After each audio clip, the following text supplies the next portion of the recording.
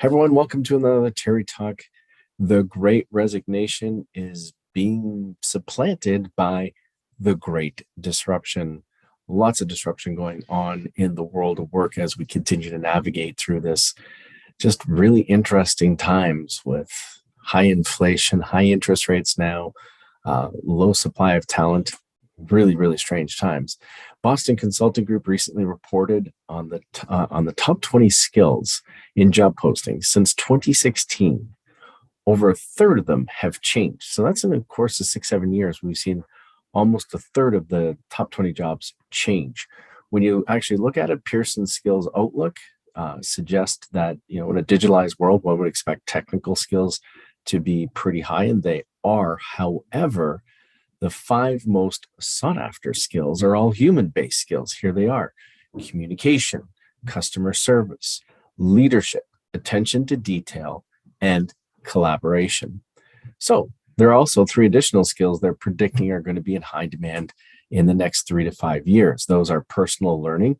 We've talked many times on this channel about mastery, achievement focused, and of course, cultural and social intelligence. In some ways, these are now the new hard skills, as opposed to always referring to these types of skills as soft skills, which we've done for many, many years. And it really reinforces for us the emphasis on not just developing these skills in our people, but also inside of our organizations.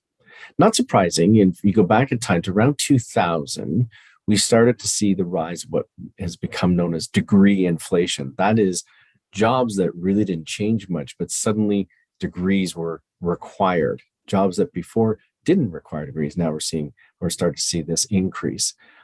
With any supply demand issue, of course, which we're in now, we're starting to see that switched a little bit. So what's happening?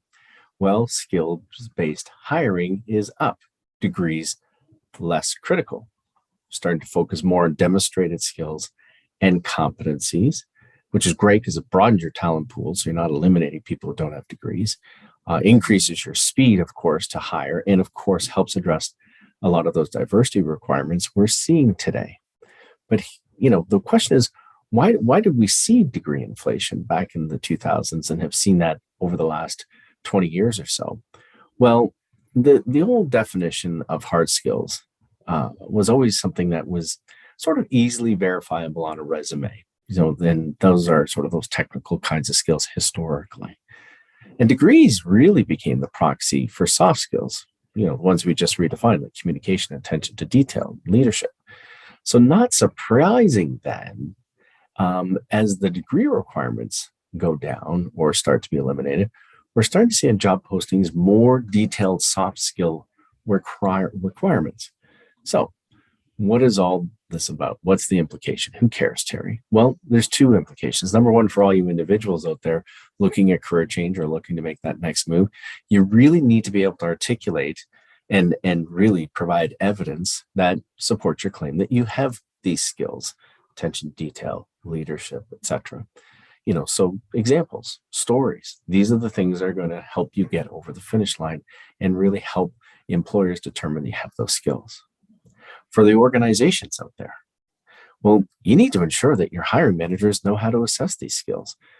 As I mentioned in my book, Desuckify Work, there's an example many years ago talking to a newly minted manager who had to hire somebody. And I said to them, "Oh my goodness, what are you going to do?" And they said, "What do you mean, what am I going to do?" And I said, "You have to interview people. What are you going to do?" And they looked at me and they said, well, I'm going to interview them. And I said, "Yes, but what do you know about interviewing?" They said, "Well, I'm a manager now."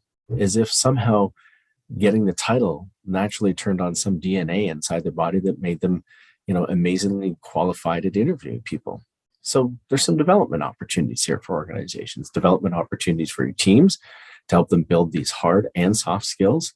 And of course, development opportunities for your managers to get it right. We can't leave this to chance. And as always, we welcome your thoughts on this. We'd love to hear what you're experiencing in your organizations and what you think about this. As always, tune in, hit that subscribe button down below, and we'll see you again next week.